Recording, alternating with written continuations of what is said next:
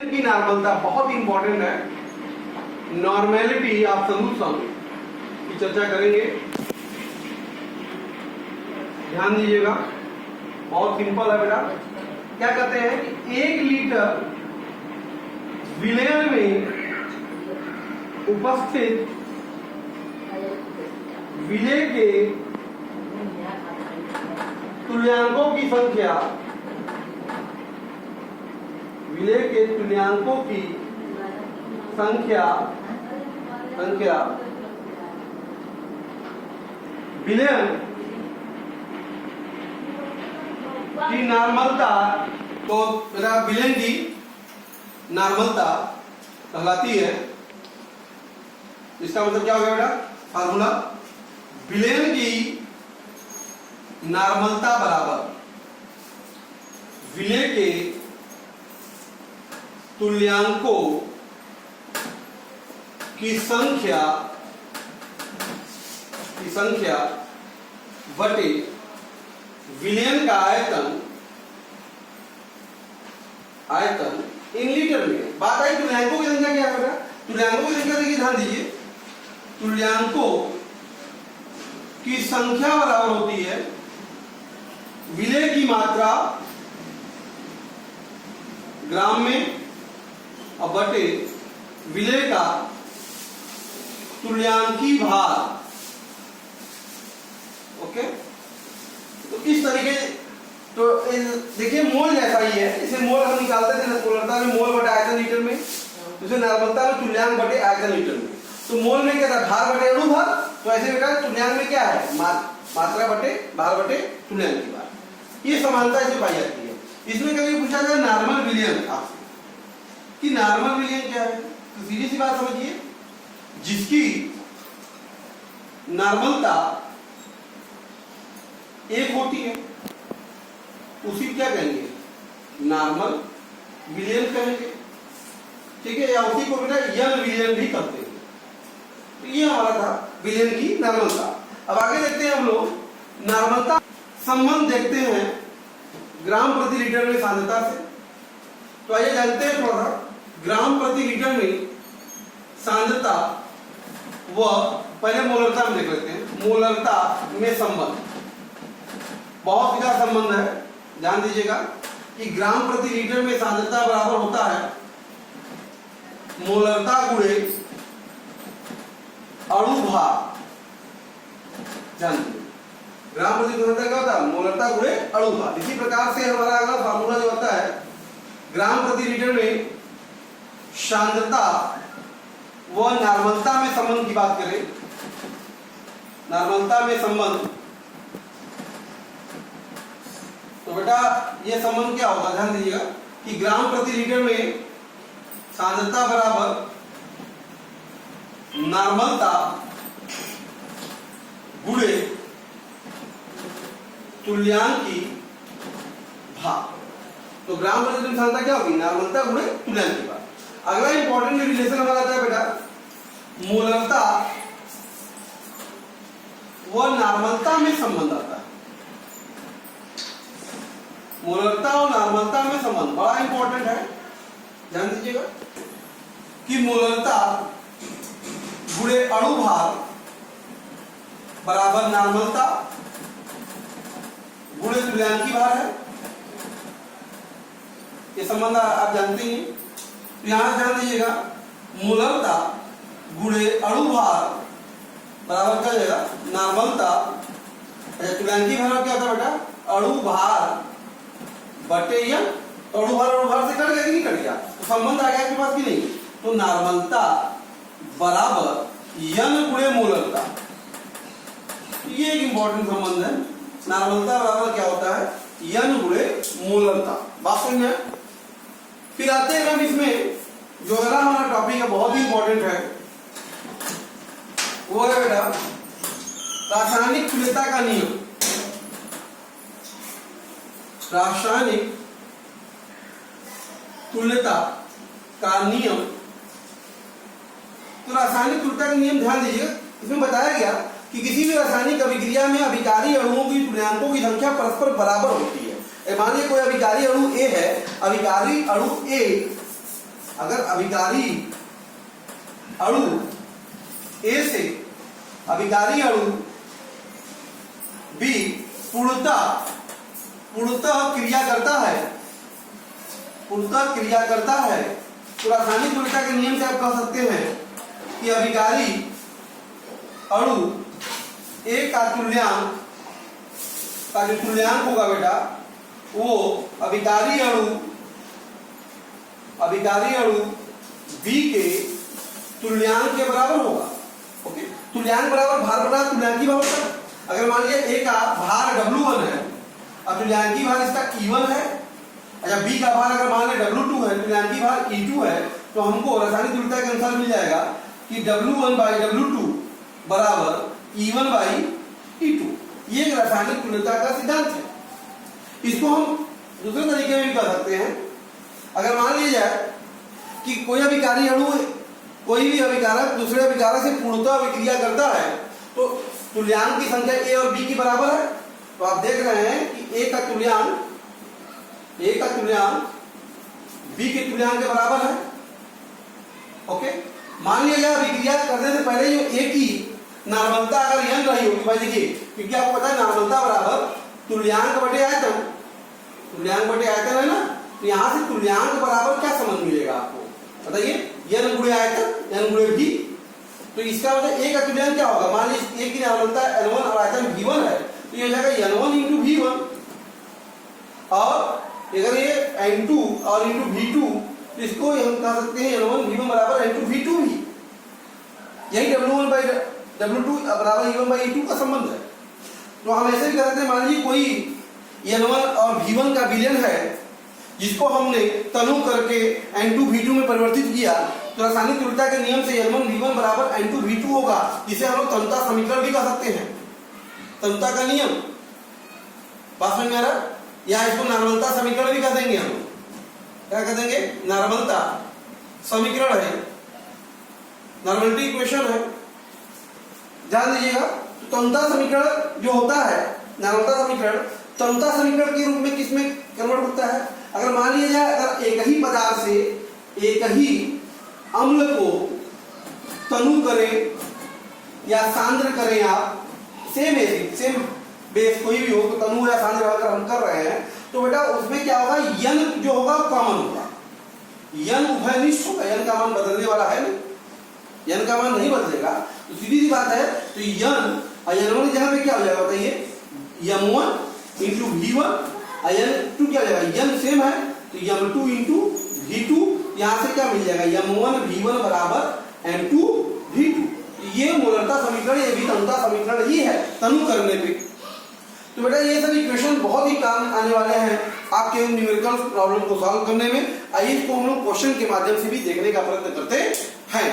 Okay, देखिए बेटा एक क्वेश्चन है हमारा, बहुत सिंपल सा क्वेश्चन है। 0.4 ग्राम सोडियम हाइड्रोक्साइड को जल में विलीन किया गया, मतलब जल में बोला गया, और जल मिलाकर कुल आयतन 100 ml कर दिया गया। तो नार्मलता निकालनी है तो पहले दिया क्या बेटा, NaOH के लिए मात्रा दे दिया है ना, NaOH के लिए मात्रा कितना दे दिया बेटा 0.4 ग्राम, और आयतन कितना दे दिया है विलयन का बताइए बेटा 100 ml है, मतलब लीटर में बदलना पड़ेगा क्योंकि फार्मूला लीटर में है, 0.1 लीटर हो जाएगा। नार्मलता के लिए क्या चाहिए, तुल्यांकी भार चाहिए, तो NaOH का तुल्यांकी भार निकाल लीजिए ना। तो इसका तुल्यांकी भार क्या होगा बताइए, तुल्यांकी भार होगा, अणु भार है 40 बटे अम्लता कितनी है 1, मतलब तुल्यांकी भार कितना हो गया इसका 40 हो गया। तुल्यांक की संख्या चाहिए आपको, तो तुल्यांक की संख्या क्या होगी बताइए, NaOH की मात्रा 0.4 बटे तुल्यांकी भार कितना 40, तो बेटा कितना आ गया 0.01। तुल्यांक की संख्या मिल गई, नार्मलता पूछ रहा है तो नार्मलता बराबर क्या होगा बताइए, नार्मलता बराबर तुल्यांक की संख्या, ये ना फार्मूला है, नार्मलता बराबर क्या है तुल्यांक की संख्या बटे आयतन, सिंपली लीटर में। तो तुल्यांक हम निकाल ही लिए 0.01, आयतन हमारे पास 0.1 है तो कितना आ गया 0.1 n। ओके, या इसी को बेटा कह सकते हैं n/10। तो इसकी नार्मलता सिंपली कितनी होगी बेटा n/10। तो आपको दिया है उसमें से नार्मलता हम कैलकुलेट कर सकते हैं। ओके, नेक्स्ट क्वेश्चन हम लोग सिंपल सा क्वेश्चन ये भी है, कर रहा है आपसे कि n/10 सोडियम कार्बोनेट के विलयन को 250 ml बनाना है। N/10 सांद्रता का 2.5 ml विलयन बनाना है, उसमें बनाने के लिए कितना सोडियम कार्बोनेट चाहिए। ओके, तो बहुत सिंपल सा मैंने दिया क्या है समझ लीजिए ना, सोडियम कार्बोनेट की बात हो रही है Na2CO3 के लिए। ओके, तो क्या दिया बेटा, नॉर्मलता दे दिया है, नॉर्मलता कितना दे दिया है N/10, और क्या दिया है, आयतन दे दिया। देखिए आयतन कितना दिया है 250 ml, लीटर बदलना पड़ेगा ना, तो 1/4 क्या हो जाएगा 4 लीटर। मात्रा तुल्यांकी भाग को निकालना पड़ेगा पहले, Na2CO3 का तुल्यांकी भाग कितना होगा बताइए, अणुभार कितना है बेटा इसका 106/2, तो 53 हो जाएगा तुल्यांकी भाग। तो अब नॉर्मलता का फॉर्मूला लगा देते हैं क्या, तो नॉर्मलता बराबर क्या होता है, मात्रा बटे तुल्यांकी भाग और बटे आयतन इन लीटर। तो सिंपली वैल्यू सारी दी हुई रख देते हैं, नॉर्मलता हो गई 1/10, मात्रा निकालनी ही है, और बटा तुल्यांकी भाग हमने निकाल लिया 53, आयतन बेटा कितना है 1/4, इसका मतलब 4 गुणे मात्रा बराबर कितना हो गया, देखिए 4 ऊपर चला गया, कितना हो जाएगा बेटा 53/10। ओके, 4 गुणे मात्रा बराबर 53/10 हो जाएगा। तो मात्रा बराबर कितना हो जाएगा 53/10 गुणे 4, तो 4 से भाग देते हैं, 4 एकम 4, 4 3 12, 4 3 12, 4 दूनी 8, 4 पंजे 20। ओके, सॉरी 4 एकम 4, 4 ये हो गया बटे 10, मतलब 1.325 ग्राम। मतलब हमको कितने सोडियम कार्बोनेट की जरूरत होगी बेटा, 1.325 ग्राम सोडियम कार्बोनेट की आवश्यकता होगी। क्लियर है, इस तरह सॉल्व कर लेंगे आप। बहुत सिंपल सा क्वेश्चन है आपके सामने, N/100 सल्फ्यूरिक अम्ल विलयन का ग्राम प्रति लीटर में सांद्रता। तो भाई आपको H2SO4 के लिए आप देख रहे हैं ना, नॉर्मलता दे दिया है कितना बेटा N/100, ग्राम प्रति लीटर में सांद्रता निकालनी है, जो तुल्यांकी भार चाहिए। तो तुल्यांकी भार क्या होता है सल्फ्यूरिक अम्ल का, सबको पता है ना, तुल्यांकी भार बराबर अणु भार 98 बटा अम्ल क्षारक का 2, मतलब 49 आ गया। तो तुमको ग्राम प्रति लीटर में सांद्रता फॉर्मूला बताया ही है, ग्राम प्रति लीटर में सांद्रता बराबर क्या है फॉर्मूला बताइए, नॉर्मलता गुणे क्या तुल्यांकी भाग, ये फार्मूला आपको ऑलरेडी पता है। तो नॉर्मलता का मान दिया ही 1/100, ये कितना है 49, कितना के बेटा 0.49 ग्राम प्रति लीटर। बहुत ही सिंपल सा था, तो यहाँ से हम लोग ग्राम प्रति लीटर सांद्रता कैलकुलेट कर सकते हैं। क्लियर है।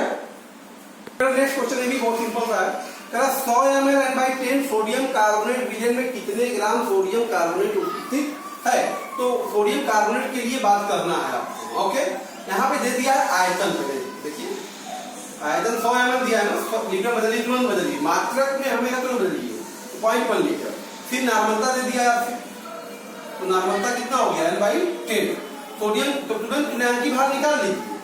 कुछ बातें जो हमेशा आपको तुरंत एक्टिविटी से निकाल लेनी चाहिए। तो 106 होता है, ये बटा 2 53 आ गया तुल्यांकी भार। अब सिंपली मात्रा निकालनी है, तो फार्मूला लगा देते हैं ना, नॉर्मलता बराबर क्या होता है फार्मूला बताइए, मात्रा बटे तुल्यांकी भार, ओके, और बटे आयतन सिंपली इन लीटर। ओके, तो नॉर्मलता की वैल्यू कितनी बेटा 1/10, मात्रा निकालना ही है आपको। तुल्यांकी भार देखिए कितना निकला है 53, आयतन कितना है 0.1, तो मात्रा बराबर कितना आ गया बताइए 53 गुणे 0.1/10, तो आंसर आ गया 0.53 ग्राम। तो इतने ग्राम की जरूरत पड़ेगी इस विलयन को बनाने के लिए। क्लियर है। तो हमारा नेक्स्ट क्वेश्चन बहुत सिंपल सा है, 6.3 ग्राम ऑक्जेलिक अम्ल को घोलने से N/100 ऑक्जेलिक अम्ल के विलयन का आयतन क्या होगा, आयतन निकालना इस बार। तो ऑक्जेलिक अम्ल की बात हो रही है, ऑक्जेलिक अम्ल के लिए फार्मूला बता सबको, किसको को पता है भाई, H2C2O4 2H2O, it is the oxalic अम्ल। ठीक है, इसके लिए क्या दिया है, मात्रा दे दिया है, जो दिया पहले उसको लिख लिया करिए 6.3 ग्राम, और क्या दिया है नॉर्मलता दे दिया है। तो नॉर्मलता कितना बेटा N/100। तो आयतन तो हमेशा तुल्यांकी भार, मैंने कहा कि हमेशा तुरंत निकाल लेते हैं। तो तुल्यांकी भार क्या होगा इसका, तुल्यांकी भार अणु भार हमको पता होना चाहिए 26 होता है, जोड़ लीजिएगा 26 होगा, और क्षारकता इसकी 2, तो कितना आएगा 63 आ जाएगा।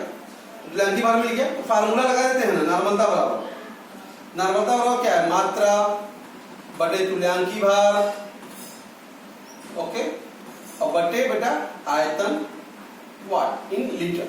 तो फार्मूला तो मिल ही गया, वैल्यू रख दीजिए, सारा दिया हुआ है। नॉर्मलता 1/100, मात्रा बेटा 6.3, तुल्यांकी भाग बच्चा 63 और बटे क्या हो जाएगा आयतन। ओके, तो आयतन लीटर में है हमारे पास, 1/100 बराबर कितना आ जाएगा 0.1 बटा आयतन। तो आयतन बराबर आता है कितना आ गया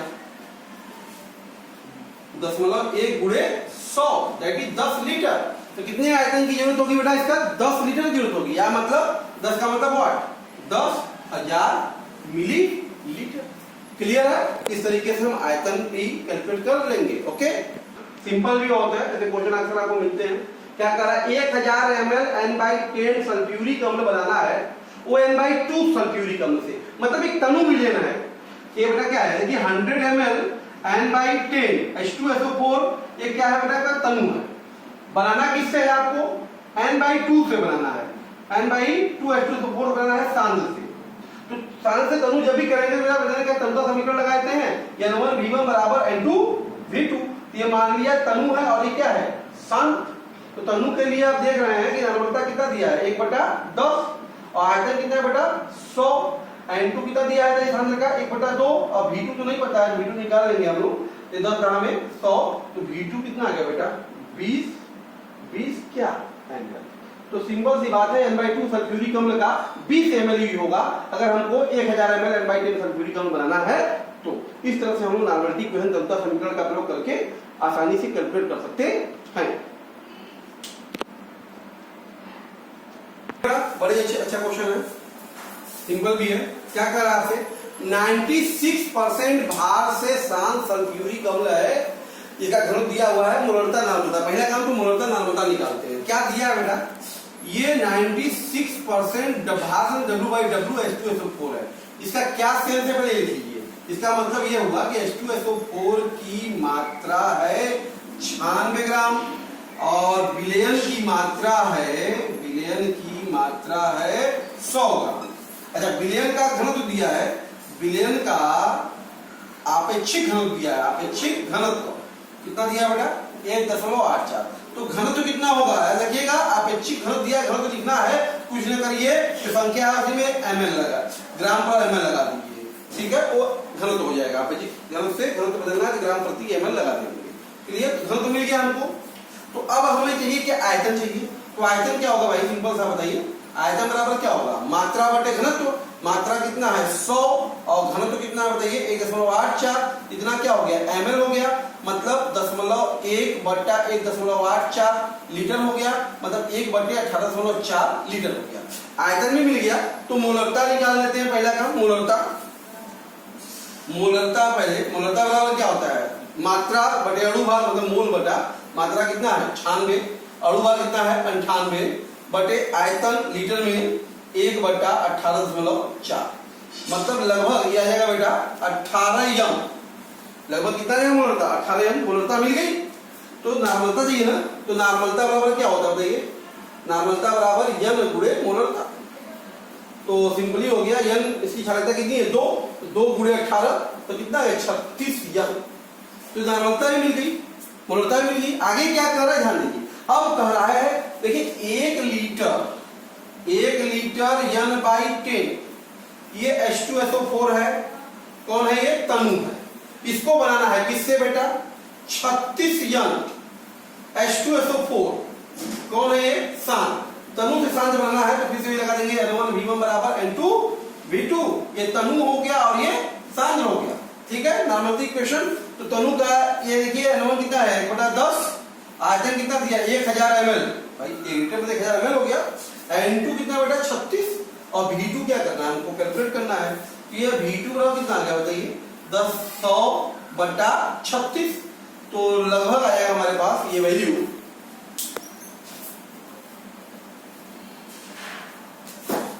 2.8 ml। क्लियर है। तो इस तनु विलयन को शांत से बनाने के लिए कितना चाहिए 2.8 ml चाहिए। क्लियर है बेटा, ओके। बहुत ही इंपॉर्टेंट क्वेश्चन है, ऐसे क्वेश्चन कई बार आते हैं बेटा एग्जामों में। यहाँ पे क्या है, कई तरह के विलयन है उनको मिक्स किया गया है और मिक्स करके उनका मिश्रण का हमको नॉर्मलता निकालना है। ऐसा क्वेश्चन मैंने आपको मोलरता में बताया था मिक्सिंग का। तो जब भी ऐसा सवाल हो तो पहले सभी का तुल्यांक निकाल लिया करिए, ठीक है। तो भाई पहले H2SO4 का निकाल लीजिए। H2SO4 का क्योंकि आयतन mm में, इसको मिली तुल्यांक कहेंगे। क्या कहेंगे इसको? तो H2SO4 का मिली तुल्यांक निकाल लीजिए आप भाई। तुल्यांक क्या होता है? आयतन गुणे नॉर्मलता। आयतन कितना है? 100, नॉर्मलता कितना है? 1/10, तो कितना आ गया? 10 आ गया H2SO4 मिली तुल्यांक। इसी प्रकार से नाइट्रिक अम्ल का निकाल लो। HNO3 का मिली तुल्यांक निकाल लो। मिली तुल्यांक पहला का मिली तुल्यांक सबका निकाल लीजिएगा। तो बेटा कितना हो जाएगा बताइए? कितना है नॉर्मलता? ये इसका आयतन 50 और कितना है? 1/2, मतलब कितना आ गया? 25 मिली तुल्यांक आ गया इसका। इसी प्रकार से HCl का निकाल लो। HCl का मिली तुल्यांक क्या होगा? नॉर्मलता गुणे आयतन, मतलब नॉर्मलता इसका आयतन कितना है बताइए? 25 और ये कितना है? 1/5, कितना आ गया? 5 आ गया। तो मिश्रण का कुल भाई तीनों एसिड है। देखिए एसिड से जुड़ जाएगा। अगर कोई बेस होता तो उसमें सोचना पड़ता, क्योंकि तीनों ही एसिड है। ये मिश्रण का जो कुल तुल्यांक होगा, मिश्रण का जो तुल्यांक होगा, मिली तुल्यांक मतलब पढ़ रहे हैं हम लोग यहाँ पे ml में है, मिली तुल्यांक की बात कर लेंगे। तो मिली तुल्यांक जो होगा वो सबको जोड़ देंगे। कितना हो जाएगा? 10 घन 25 घन 5 25 40 आ गया। मिश्रण का तुल्यांक कितना आ गया? 40। मिश्रण का आयतन भी निकाल लो। मिश्रण का आयतन, मिश्रण का आयतन कितना बेटा? तो जोड़ लो 100 धन 50 और धन 25 कितना है? 175 है। तुल्यांक मिल गया, आयतन मिल गया, तो नॉर्मलता निकल जाएगी ना। मिश्रण की नॉर्मलता, नॉर्मलता बराबर ऐसे होता क्या है? हाँ, तुल्यांक बटे आयतन लीटर में, तो मिली तुल्यांक बटे आयतन ml में। मिली तुल्यांक कितना है? 40, आयतन ml में कितना है? 175। तो ये वैल्यू लगभग आ जाएगी 0.2286 n।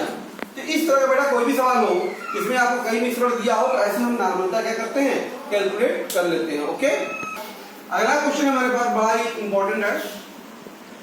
क्या कर रहा है कि 12 n H2SO4 के 15 ml, 10 n HCl के 30 ml, 2 n HNO3 के 10 ml और 3 n NaOH के 100 ml को मिला दिया गया और मिला के कुल 1000 ml विलयन बना दिया गया।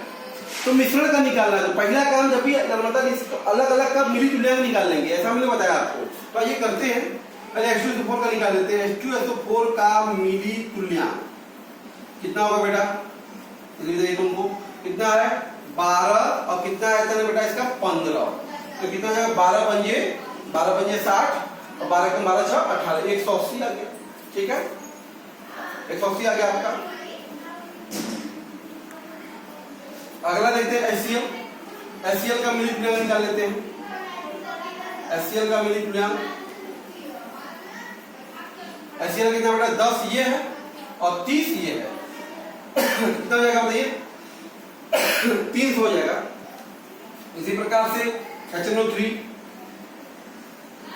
का मिली तुल्यांक, ठीक है, कितना बेटा?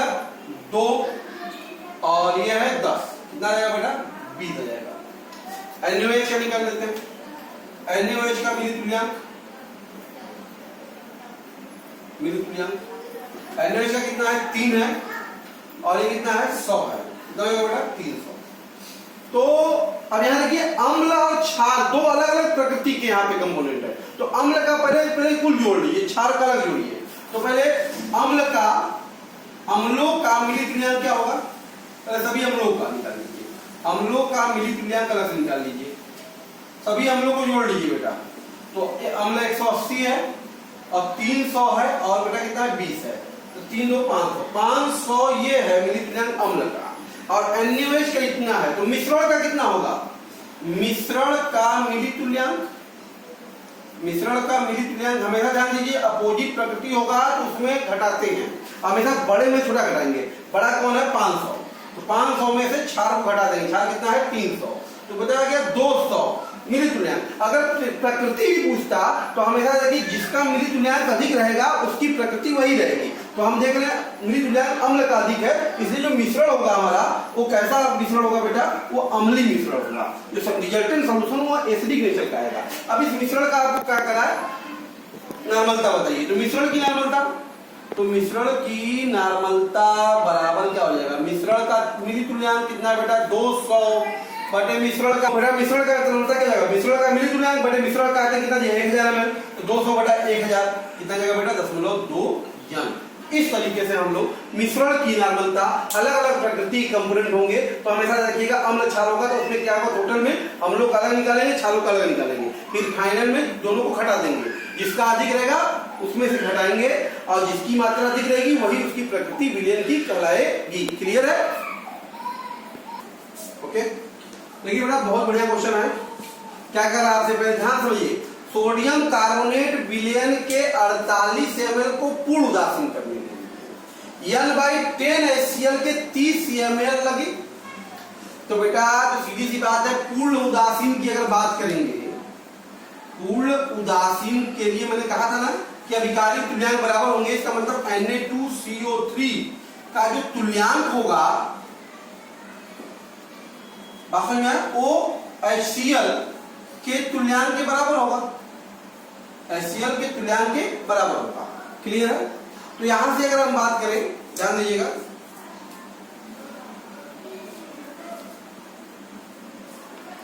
तो सीधी सी बात है, तो इसका मतलब क्या होगा, HCl का तुल्यांक क्या होगा, इसका N1 नॉर्मलता है, इसका N1 है और आयतन इसका V1 है, इसका क्या होगा नॉर्मलता N2, इसका आयतन क्या होगा V2 होगा।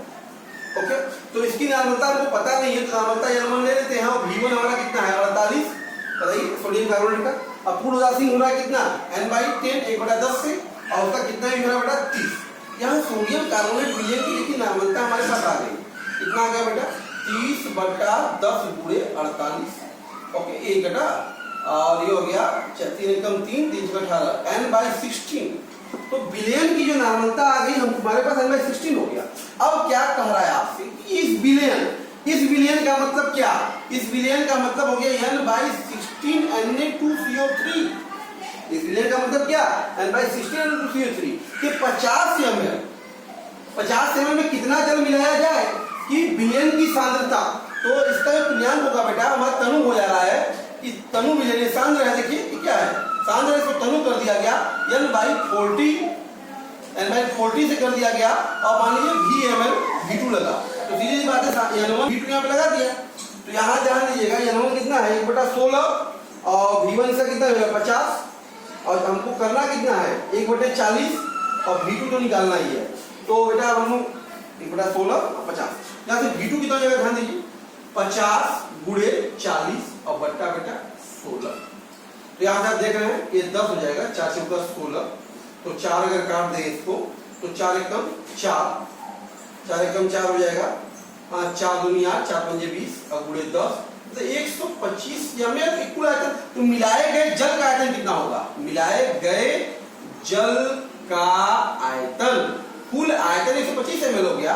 अब पहले कितना था ये ध्यान दीजिएगा, कितना था 50 ml था ना, जल मिला के 125 ml किया गया, तो जल कितना मिलाया गया 125 माइनस 50, तो कितना जल मिलाया गया बेटा 75 ml। तो बात समझ में आ रहा है। तो हम इधर ये जो हमारा विलयन है उसके 50 ml में 75 ml जल मिला देंगे तो उसकी सांद्रता कितनी हो जाएगी N/40 हो जाएगी। क्लियर है? ध्यान दीजिए, बड़ी बहुत इंपॉर्टेंट क्वेश्चन है ये। क्या कर रहा है इसमें 40 ml N/10 KOH को 60 ml N/20 HCl मिलाया गया, तो परिणामी विलयन को, ठीक है, तो हमने बताया था ना पहले अलग अलग तुल्यांक निकाल लेंगे। तो पहले तो KOH का मिली तुल्यांक निकाल लो आप, तो पहले मिली तुल्यांक बेटा कितना होगा 40 गुणे 1/10 मतलब क्या 4 हो गया। HCl का निकाल लो मिली तुल्यांक, HCl का मिली तुल्यांक कितना होगा बताइए, कितना है बेटा 60 गुणे 1/20 मतलब कितना आ जाएगा 3 आ जाएगा। तो मिश्रण का तुल्यांक क्या होगा, मिश्रण के लिए मिली तुल्यांक कितना होगा, मिली तुल्यांक कितना होगा बताइए। अम्ल और क्षार दोनों अलग अलग है ना, इसलिए हम बड़े में छोटे घटाएंगे, बड़ा कितना है 4 में 3 घटाएंगे तो 1 आएगा। जब प्रकृति क्या होगी इसकी क्षारीय होगी, क्यों क्षारीय होगी क्योंकि अधिक तुल्यांक किसका है क्षार का है इसमें। क्लियर? अब मिश्रण का आयतन कितना हो जाएगा कुल बताइए, कुल आयतन कितना हो जाएगा 40 ये है और 60 ये है, मतलब 100 ml ये हो गया।